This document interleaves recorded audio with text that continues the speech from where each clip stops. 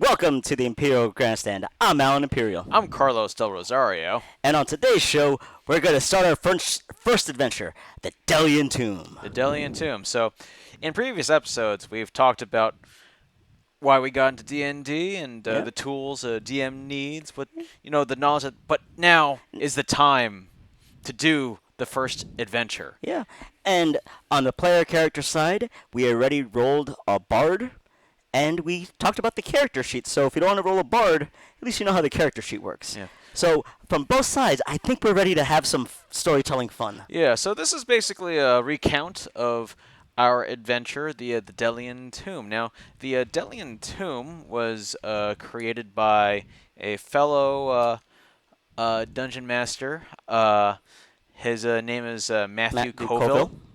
And check him out on YouTube. YouTube, we're gonna yeah, put him in yeah. the description. So Well, yeah, he'll be in the doobly-doo, and just check him out. He has loads and loads of videos of how to get in D&D, and he's very knowledgeable. So, yeah, the reason I picked the Delian Tomb for the first adventure I would DM and the first adventure, by extension, my friends would play, is because it's when I think D&D, everything is there. Everything is there in the Delian Tomb. there's a tavern. Yeah. There's an adventure to save somebody. There's an adventure to save someone. There's a dungeon. There are goblins. There's a boss. There's a trap, and it's like There's treasure to be had. yes. Little bit of, and a little bit of RP and a little bit of strategy and some combat. So we have all of that, but things are relatively simple, I would say. You They're don't. straightforward. I wouldn't say simple. Yeah. Because your player characters can make it as hard as they want. Yeah, that's true. It's true. Yeah, they'll do that, and as we'll talk about later on. So the Delian Tomb on Matthew Colville's YouTube. It's your first adventure running the game #1, and he talks about it. And I should mention that he brings it up, and when he talks about you starting where you meet up with the goblins, and you've already been given the adventure. The adventure that I found, it's a PDF that I found on gmbinder.com. I want to just Yes. shout out both GM Binder and Matthew Colville, because these are 100% free. People took the time to write this, and we always encourage people to either find open source like we do, or to just pay for the adventures, because, oh my goodness, we had so much fun with this. Oh yeah, So absolutely. I just wanted to shout out all the great people who make public work for anybody who wants to go on storytelling adventures. Yeah, so it's a free adventure, and you can find it, and it says it right there, a first level adventure for first time players. Boom. Boom. So if you're like us and you are wary about starting, this is where we started, and it really is the perfect place to start for people who don't have anybody to help them out. Yeah. So I've never seen this before. So what are we looking at in this PDF? All right, so this is basically the blueprint to the adventure. The players do not see this. It's just the guide for the dungeon master. This is their script, and of course your players will go off script, but this is to keep you in line in case just to get the adventure moving. So what I do is I like to old school. I like to print it out, and I like to just make little notes here and there. I'm like, what I highlight. Oh my God, this is what's behind your damn screen. Yeah. This is what I think is important, and things that I don't want to miss at all. And sometimes I just read word for word. So I'll say, recently there has been an influx of goblins in the region, and some of the foul creatures have even begun attacking the farms in the outskirts of the village of Villain. And your player characters will react. I don't remember exactly what I said, but I knew I was like, ooh, what's going on? yes. So I leave all that knowledge in my head that there's a village, and it's been undergoing some goblin attacks, and it doesn't say it here, but I think what you have to think about, why are your characters together, and sometimes they could just be random strangers, and that's totally fun. And like, Yeah. all right, let's all go on an adventure. Sure. Yeah. Our group of homeless adventurers, because we're not murder hobos. We have class. Our homeless adventurers all got kicked out of somewhere. Yes. So my backstory for my group was that you were all met up at the doorstep of the Adventurers Guild in the city of Waterdeep. Yep. You all tried to get in, but you were all rejected because who would hire adventurers Who have no experience. who have no experience? Literally, they have 0 XP.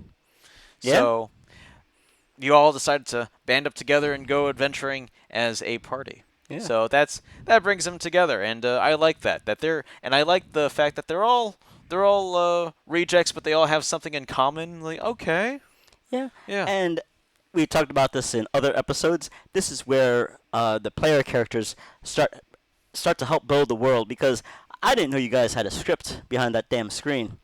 oh yeah, But for the player characters, yeah, this is where we go off script, which was yes. great because one of our buddies, he's a cleric, Des, made a basically a chapter for his backstory, and I love it because he got to tell us all, and I'm like, wow, you put a lot of thought into this, Des. Yes. As a first-time DM, I was like, I don't know how to use this, but thank you very much. That's appreciated. So you meet up in the village. It's dusk, and you decide to go to the local inn, the tavern, and you're greeted by your first NPC, a serving boy named Matt. And I like to imagine an actor or character whenever I do an NPC, and what I'll be doing as a DM, I'll act like this character, but I'm thinking of this actor from this movie, and that really helps me tie it, make them more real. Yeah, a really good modern day example, if you're like, oh, what does Carlos mean, is from The Good Place, the demon Vicky. It's an obscure one, but it's just, yeah, what is this person doing and why they're doing whatever they're doing, because Carlos here does the time to do like little voices, and it really draws us into the world because when he's doing voices, it makes us act in our alignment. So we have one person who tries to act good, I'll just be crazy, and then somebody who just tries to steal. It's wonderful. Yeah. The reason I like starting in a tavern is because just to give them some role-playing opportunities, so Yeah. they'll see how food and drink works, how to persuade, or who to talk to, what they How can do, money works. how money works, and Yeah. all right, yeah, just you keep it grounded, because I feel if you just start with the goblins right away, it's like, oh, okay, it's like this all the time, where it's like, all right, you have to set the status quo in the Yeah. beginning. And it's really important because one of the rules that we discovered in our first time playing is that your adventurers have to eat and drink every day, or something bad happens. Yeah. And it's like, oh, that's a great place just to do all that. They could suffer exhaustion or get a disadvantage, and there's an entire table about that. But yeah, just keep it grounded. Yeah. Uh, so once the player characters are settled in, I have a large man wearing a black leather apron over linen shirt and woolen pants bursts in the door. He smells of sulfur and carries a heavy hammer. They got Biss, he says. They got my girl. Okay. Yeah. And as the PCs, we reacted. Um, one of our party was eating, and they're like, wait, let me finish this, and we're like, wait, what? Let's start the adventure. So it was just like took me off guard because I was like, wow. And then we had to follow Yeah. this large man. So yeah. Goblins have kidnapped the blacksmith's daughter, and it's really apparent. and you follow Lars the blacksmith back to his house, where you track down the goblins. And on the first Ability check. ability check, it's a survival check. Yeah, it's actually really easy. It's made to be really easy. You roll for survival, and what did you roll? I rolled a A 1. one. I Historically, just starting the entire campaign Yep, off. it was. I'm like, oh, I look around to see if I can find tracks for anything, and uh, the lowest roll on a die and the highest roll on the die during ability checks are called criticals, either critical fail or critical hit if you're attacking, and I got us lost in the woods. Yeah. So as a DM, I mean, this is supposed to be your way into the adventure, but your character's failed. So now you got to do some calculus. Like how all right. And I was like, okay, it's pretty obvious that they went to the woods. I think you'll find them eventually. Yeah, but we got lost for a Yeah. good like 5-10 minutes. And the interesting thing about this, it's like not everything is laid out. There are some things where you have to use your facilities as a DM. Like, how do you make this clear to your characters? So we'll get into that later. Um, yeah, Yeah, then I think somebody else rolled to get us out of not being lost, and they succeeded. yeah, they succeeded and they found the tracks. So Yeah. yeah, in game time, I would say after 30 minutes in game, not outside a game. Yeah. In game, it was literally the next roll. Yeah, and it's like, all right. Yeah, I avoid having player characters like, oh, I got a fail on this. Let me try again. And it's like, to me, technically, failed. there's nothing in the rules that prevents that. But to me, it's like the whole point of making a roll is that those decisions are, and what happens. That's there have to be consequences. So that's how I go about it. And it also makes the rolls on the player character side uh, a lot more meaningful per roll because uh, it was the first time I had to put a die into the dice jail. I'm like, nope, I'm not using you for the rest of the rest of this, and I had to get another D20. Yeah. I was so mad. So, and it matters on both ends because when you succeed, you know you succeeded just by pure luck, and it makes it makes it all the better. So, yeah, really avoid rerolls if you can. Yes. Because I've seen you not punish people as hard when it just made sense. So, that's the whole point of the DM. Yeah, so they enter the Boar Wood, and I give them some options. Maybe they could hunt or find some water. There's a stream. Maybe they want to refill their water skins. And then they go camping. And this is where I didn't think it would be that big of a deal, but it totally became a big deal. Where while they're camping, they have a random encounter. I'm not that familiar with random encounters, but this one was pretty easy. If I had a 12-sided die, D12, and if I rolled a 12, a wild boar comes to investigate. And that's it. The boar is, not belligerent, and it's just skulking around. And then We rolled a bunch. I think we rolled. At the time, we had it was 3 characters. It was a bard, a cleric, and a dragonborn. A paladin, and we basically kept on rolling to find out what to do because we didn't believe, because we didn't form that trust yet with our Yes. DM. Yeah. We didn't believe that the boar was innocuous. Yes. We thought that it was like we were like, can we talk to the boar? Does it understand us? Yeah. Do we sense if it's dangerous? And it's just like, There are spells in which you could talk to creatures, speak with animals, but you did not have that ability at the time. no, nor did I have animal handling to try to pet it. So So, and they went on longer than I was comfortable with about this, and I'm like, as a DM, I'm like, it's just a boar. Just you can either kill it or you make it scurry away. I don't. What's going on? And that's And here's the thing: you never said that to us because you're not supposed to. But we just didn't trust you. We thought that we were gonna get waffle stopped, and we didn't, thankfully. But I think uh, the paladin uh, Rojian just like screamed to see what would happen, and then it ran away. ran away. But we But were freaked out. We yeah, were you're freaked freaked out out, for like a and good while. yeah, and you're thinking maybe that boar, you know, caused a disturbance, and now the goblins know we're here. And it's like I didn't even consider that. That's okay. Yeah, It really doesn't. It's called the Boar Woods. yeah. I We mean, we were just afraid that we were gonna get it was a trap, and that was the biggest thing.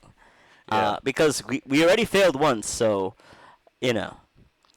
Yeah, So so we kept on going. I think after that we found something out of the woods. Oh, that's yes, literally the next you section. yeah you find the goblin patrol, and this is pretty common. As the players emerge from the Boar Wood, they spot the movement of a goblin patrol. It's time to ask them once again, what do you do? So what I did, and oh, by the way, I'm using Roll20 for my maps. This is what I do when I want to play online with my friends, and we did that the other week. But uh, what I did was I didn't make it clear that there was a patrol of goblins. I what I did was I said that You said there were there were tracks. tracks leading along here and here, and I tried to make it really obvious that there was a patrol going around, but not telling them that there's a patrol. I needed them to really observe, really pay attention to what was happening. Yeah, we came out of a clearing, and you said, "Hey, what do you want to do?" First thing I did was I investigated, and we saw the patrol. We didn't see any goblins around, and Yeah. another one of our Rojian was like, let's wait it out. Let's see if anybody comes back." Yes. Very smart. And somebody else just wanted to charge right into the cave, and I was just I wanted to wait myself. So we hung about, and then magically you were like, "Oh, where do you want? Where do After 30, maybe an Yeah. hour of game time, it's like, oh, I bring in the goblins. Yeah, and And you asked us first, where do you want to hide? And then we hid. you hid, yeah. And we hid by that tree. Yep. Yep, there we go. Yeah, that tree, and then they did a sneak attack, and it was Over. flawlessly done. Yeah, Yeah, it it was was over in a turn. over really fast. Yeah. But yeah, just it's important in storytelling to have a setup and payoff, and I know my players like they like having clues, they like having things that are clear, but they don't want things handed to them. That there's no fun in that. We love puzzles. Yeah, and there's a puzzle there. I'm like, what does this mean? The tracks going to and fro. It's like, and I smiled ear to ear when George said, "Oh, it's a patrol." I'm like, got it, yes. Yeah. Yeah, because all you said was, it looks like people have been walking here, or something has been walking here. Yeah. Were your exact words? And Yeah, I think it was the pattern because it's an arc like that, and I'm like, no.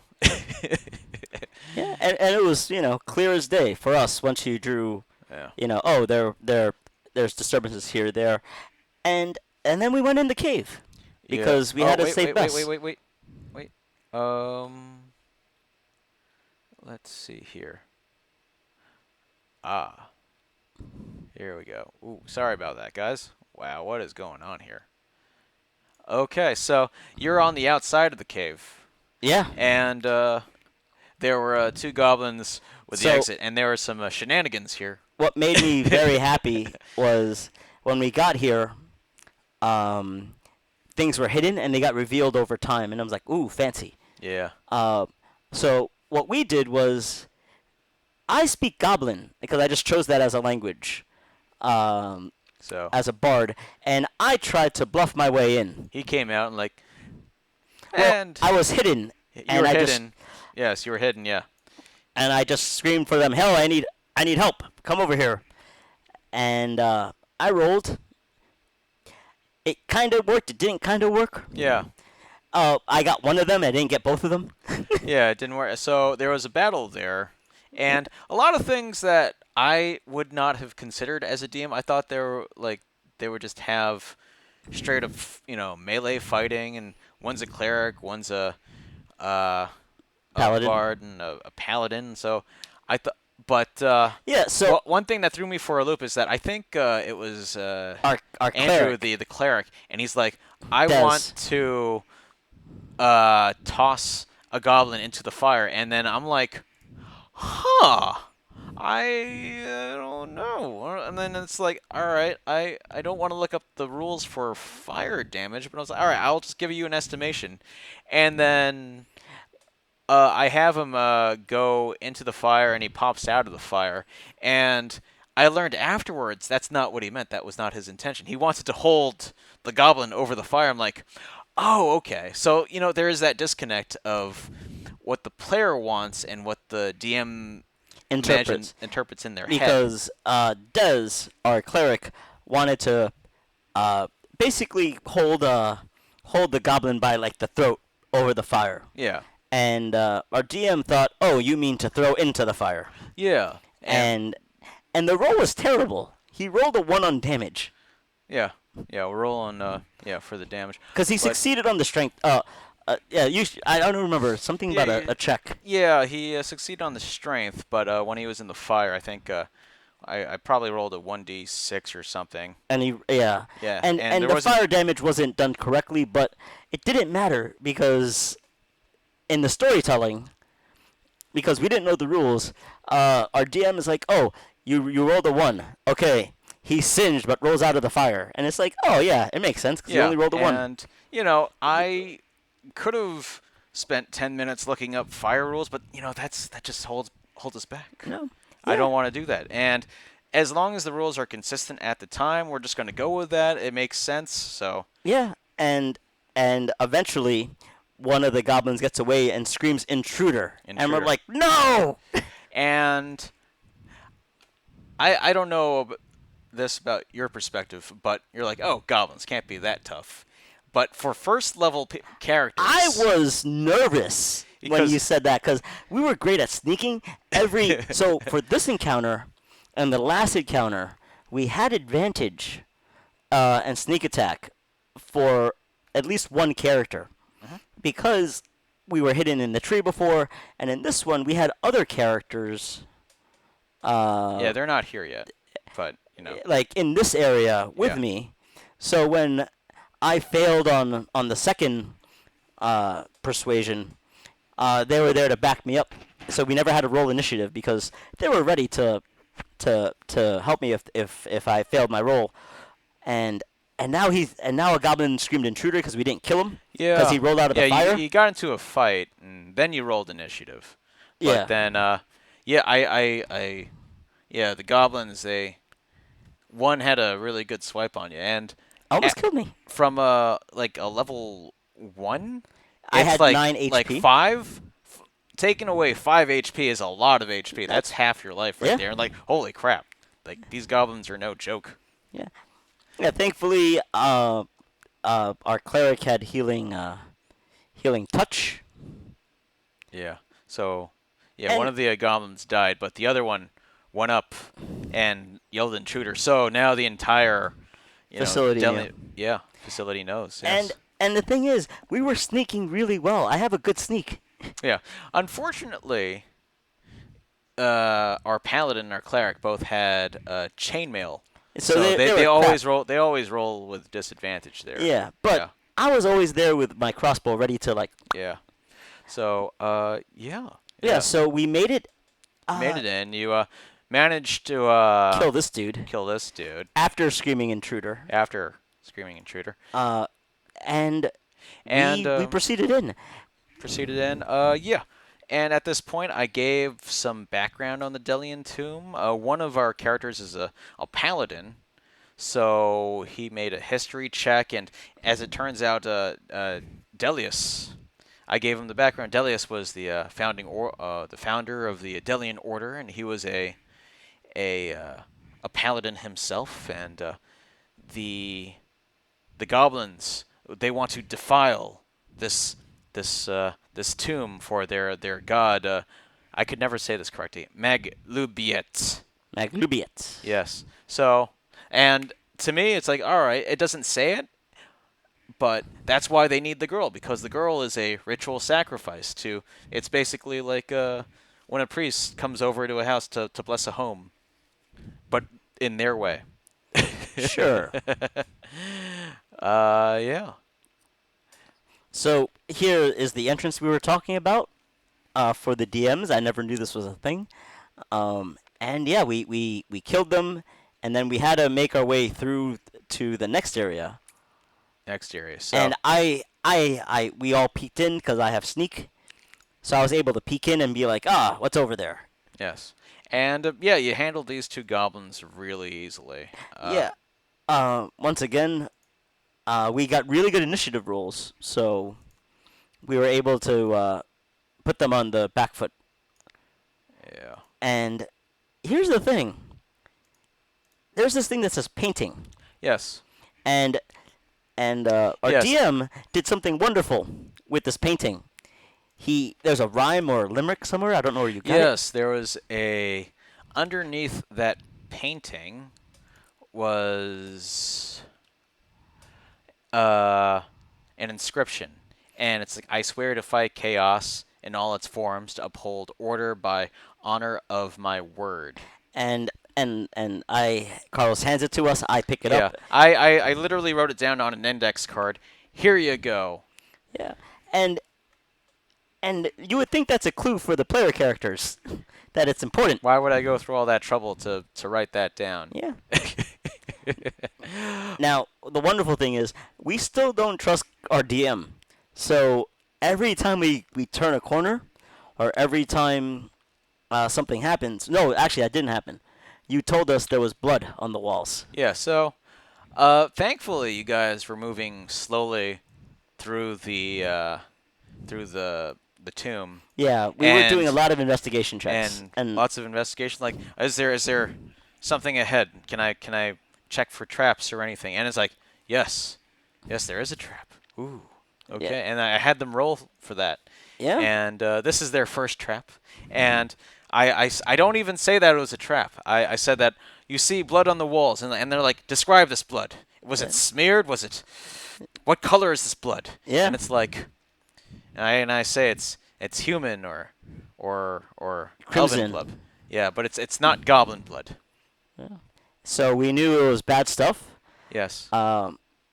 Thankfully, we disarmed the trap. Yeah, you disarmed the trap. Yeah, and if the trap went off, it would be like a scythe. So that makes sense why there's blood splatter on the wall and not smearing. And it's like, okay, I made it clear, but I didn't make it obvious that there was a trap. And Just danger. Yeah. And yeah, we continued on to the next section. And I like peeking around corners, because I kept on rolling for sneak for that. So again, we do it once again at this corner, and I peek through, and it's like, you see a goblin you've never seen before, and I'm like, oh, because yeah, there's the first boss down there. Yeah. So this was their first boss fight, and let's bring up the stat block for the other guys here. So a goblin has, an armor class of 15. That's that's all right, but only 7 hit points, so it doesn't take a lot to kill them.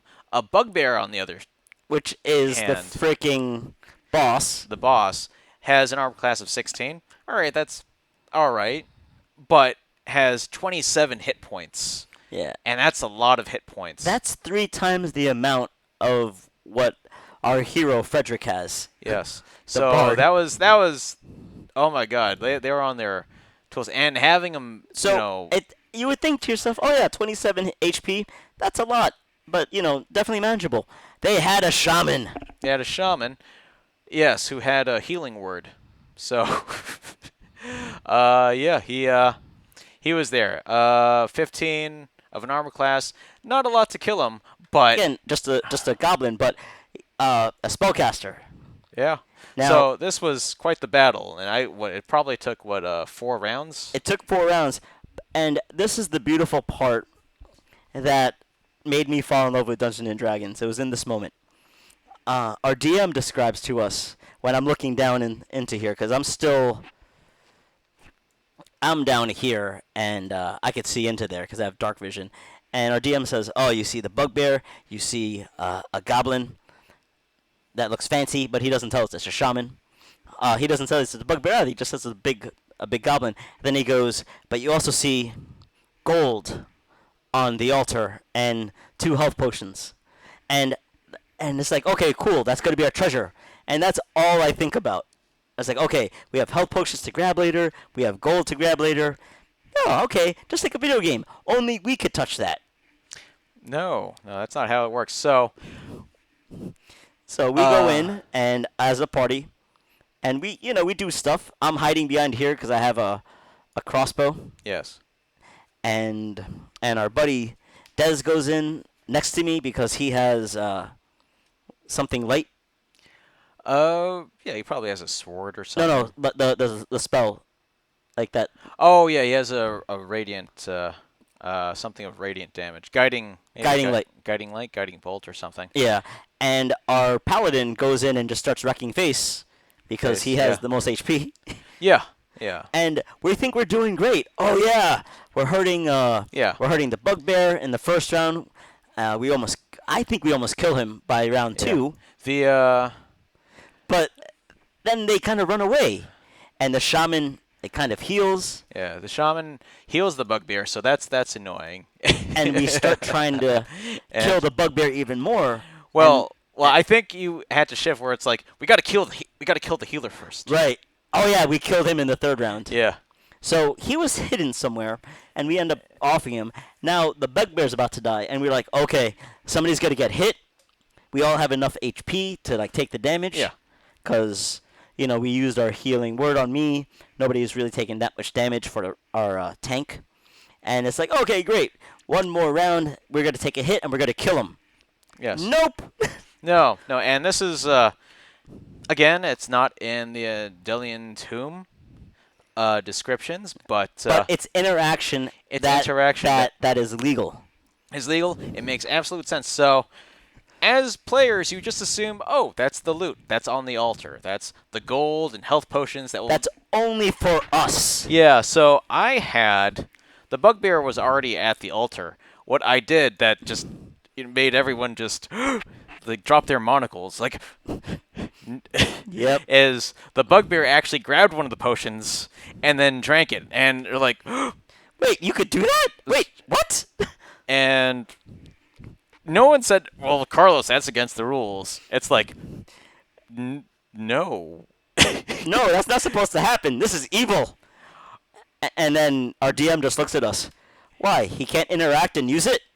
And it's like, oh crap, he uses the same rules that we do. And it all it made sense to all of us in that moment that we're not fighting a computer that can't think on its feet. Yeah. We're up against a damn human. Yeah, and it's, I try to avoid DM versus players. I try to make it fun, but this definitely got you. This was the boss. This is the time to have DM versus player. This is, yeah, definitely this made you more alert and like, oh crap, they can do that. Yeah. So eventually you dispatch the bugbear by the skin of your teeth. Yes. Yeah. And It's at this point, it's late at night. We kind of have to wrap up, but we're right at the end. Yes. And so you free the and the little girl best little girl who's in the cage right here. is in what we're pointing at. And then we get the stuff off the altar, Get stuff off the altar. and Yeah. we feel a breeze. Feel the breeze, and you see like a painting with an inscription, or a statue with an inscription. Yeah. And I read it to you. hold on. Let me see if I could find it. Okay, and the inscription says, "If you are to keep this, you must first give it to me." And I'll be like, and I put this on an index card as the same as the other index card. So I was like, I think it's pretty obvious what you have to give. Now, because we're new characters, the battle between the goblins and then the boss battle with the bugbear was about an hour in between. Between the attacking and us reading yada yada yada, and disarming the trap. It's been about an hour in like real world time. Maybe like 5, 6, 7 turns if you count all the die rolls and all that. So not a lot of time, but we're new players, and I forgot. You forgot, and We then got an index card. yeah, and it's like, okay, they felt a breeze coming in, and so the characters were all like, well, what are we gonna do? And to me, it's like it's super obvious. Like you got one clue, and then this is another clue. You just combine the clues. And we totally forgot we got an index card because we were really freaking out. Yeah. Ever since that bugbear drank the potion, we forgot everything else. Yeah. So one of us ends up going back to the painting. Yeah. No. Wait. I think for Oh, no. for some time, it's like, Oh, wait. what if we give gold to the statue? Is he holding? And it's like, no, he's not. What if we push the statue, like in Resident Evil? Like an Indiana Jones in the Temple of Doom? Like, okay. And then you get and our DM is there to help. and it's like, all right, what? And I'm like, how am I gonna get these? Just say that you swear like an oath or something to the statue or something. That's what you're supposed to do. And it's like, what do I have in this room that would make it obvious that they're supposed to just give their word? Yeah. And I'm like, who else is in the room? Yeah. And it's the NPC. It's Bess, the girl. So she has to say in a very sweet voice, maybe it has something to do with the inscription by the painting in the other room. and one of our characters goes back there, and then our DM's like, "You have an index card," and I'm like, "All right." I read the index card, and You open up the tomb, and I want to rush things up because we have a friend who has to wake up early in the morning, and I said multiple times that Delius was a paladin, and we do have one paladin in the party, so that's Yep. really cool. So I jump in there, but I'm like, I'm not going any further in here. I'm afraid. Our other buddy, who is a cleric, goes in there, and our paladin's like, well, clearly this is for me. Yeah. Yeah, Rojian And was so Rojian. So fearless. Yeah, I have. Let me see. Layer. Let's make that a token. So I have a skeleton pop out. Actually, at the time, Four. four skeletons 4 or pop out. 6. And then it's like, is this another? We can't do another battle. Yeah, we And then- literally are all about to die. And then I have them kneel because our paladin is a paladin and Delius is a paladin, so he grabs the sword and you get to loot the room, and then I just do a very fast denouement where it's like, all right, you get the reward, you get to meet the Duke, and he gives you gold for the mission, and Bess, the blacksmith's daughter, is returned to a very grateful Lars the blacksmith. Yeah, and the nice thing about meeting the Duke on a RP and storytelling, it led us into our next adventure because we had to hang out at a town with a castle, and we knew we had to go there because the Duke said, "Oh, you should go to this festival." And is that written anywhere in the Delian Tomb? It's not. None of this happened in the Delian Tomb where they kneel, we meet the Duke, and we get our next adventure. Again, yeah, these things are blueprints, but it's really up to the DM and the players to really give it life, and that's what I love about Dungeons and Dragons. It really, this is just a framework. yeah, makes it fluid. Yeah, and they're everyone is really shaky on the rules at this point, so it's like it's very forgiving. It's very straightforward. Yeah, and the important thing isn't the rules, because we found out later, hey, that goblin was supposed to take burn damage. All We right. found out later, hey, you could have grabbed the shields and longsword and chainmails and sold them for cheap, and we forgot to do all that, but none of that was important from the player's standpoint. and I'm talking to the DMs here, none of the rules mattered in terms of the the let's arbitrate it to like the perfect ruling. None of that mattered. All that mattered was, all right, this is what we're doing for this because it's fun, and it's like, oh, okay. And throughout that entire session, we never broke from the first rule. Have we changed fire damage? Yes, we did. Uh, do we know now to grab stuff before the enemies grab stuff? We do. But it's all consistent, and it as long as the rules make sense from the beginning of the session to the end, that's the most important part for us as player characters.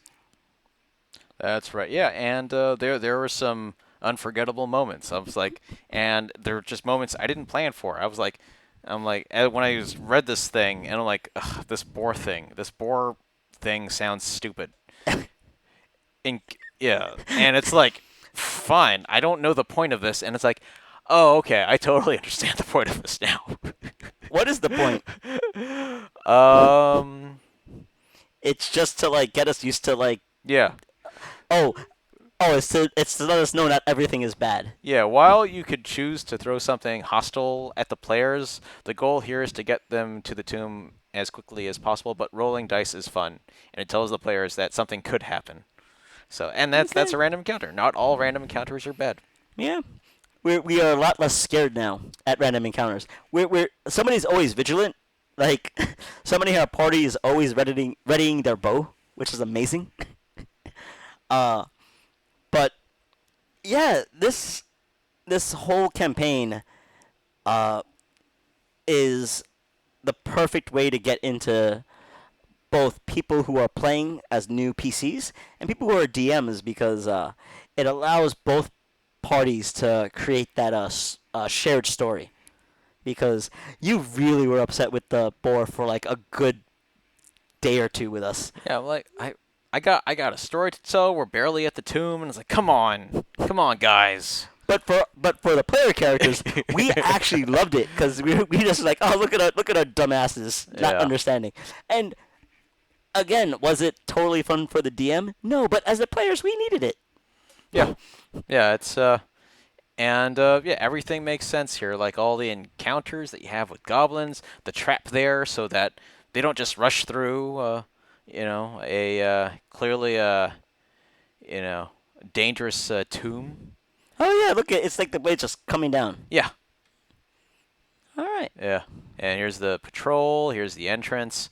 I love these isometric things, and this is really great if you're playing a theater of the mind, where you're just describing it verbally and not using a grid. But yeah, this is a Yeah, because you don't need to use roll d20. You don't need to have miniatures or tokens or graph paper. Does it help with spellcasting? Does it help with attacking? So you know, oh, I'm standing next to my cleric, so my cleric gets to use healing touch. Yeah, it does help, but none of that's as important as being super descriptive. That's right. Oh, and by the way, on Roll20, I found these maps on Google, and I just threw them in on Roll20, and I had to. There are many tutorials on how to use Roll20, Yep. but there are lots of Yeah. resources on the Delian Tomb. Shout out to GodX Mode for creating this map for us for free. There's this Patreon information in the top left corner. Mhm.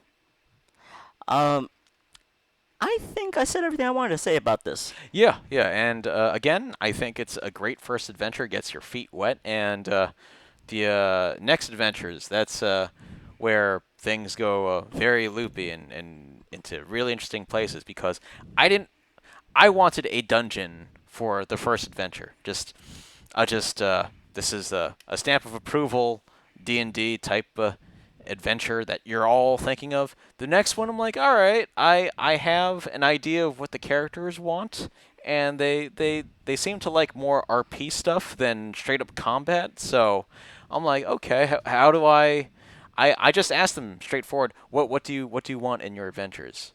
And you wanted to go to a party. Yeah, I wanted to persuade a bunch of people, and I did. Yeah, yeah, and it's like, okay, yeah, sometimes you just have to ask your players, what do they want, because it's a waste of time if they well, the if combat is the most boring part to them, you Or know. sometimes combat is the most important part to them. Yeah. And one of my buddies, Dez, our cleric, he's all for fighting dragons now. So uh, it's it's really important to always do that debrief at the end of your sessions, Yeah. because we found out as player characters, yeah, not every encounter is going to be bad. We don't need to be afraid of a freaking boar. Yes. And we got to tell our DM, yeah, we really like the non-combat stuff a little more than the combat stuff, and we got an awesome one that we're going to talk about later Yeah. on. And shout out to dmsguild.com. This is where I get a lot of my adventures. The ones that I get, not too expensive, but I don't want to go to something large like Curse of Strahd, for a second adventure. Yeah, I hear this one's really good, but it's you got to think about your player's time. Like, can they really commit 100+ hours to something? Like, I don't think they can. I got to find something that works like as episodes that we can do in like 2-hour chunks here and there. So So that's something super important, because we all have different schedules, because being an adult is being an adult. yeah. So yeah, that's just something to consider. You have to manage your expectations. Oh, and by the way, speaking of managing your expectations, yes, it is wise to tell your players that let's just say that the next adventure is a murder mystery. Tell them, give them hints as to what it's going to be, and let them know that okay, it's not going to be combat heavy, but there's going to be a lot of problem solving, lots of puzzles, Yeah. and it's like, okay, all right, just do And that. and it's also important to let your characters know what's gonna happen, because let's say they're about to level, so it's also important. A lot of things to consider, but the most important thing to consider is having fun. Yeah, have fun, definitely. All right, Yes, that's not even a rule. That's just it's just it's a philosophy. it's a philosophy. It's a All way right. of being. Well, with that said, thank you very much for watching. I I hope hope we we didn't didn't waste waste your your time. time.